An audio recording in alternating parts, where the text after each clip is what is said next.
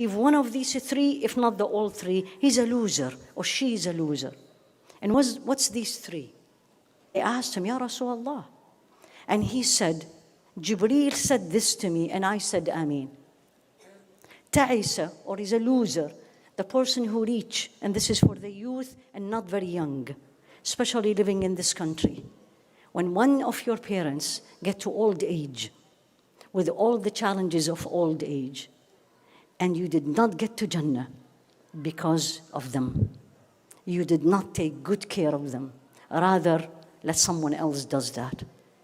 Second, and he said, "Man dhukirtu indahu lam yusalli alayhi." When my name is mentioned in front of him or her, Rasul alayhi salatu wasalam, and he didn't say alayhi salatu wasalam, I don't hear it.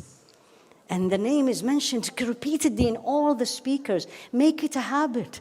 And the third is what we are talking about. Who comes live through Ramadan, leave Ramadan, and he was not forgiven. What is your goal with Allah subhanahu wa ta'ala? What is your goal with the Jannah of Allah subhanahu wa ta'ala? And what is your goal with the creation of Allah subhanahu wa ta'ala?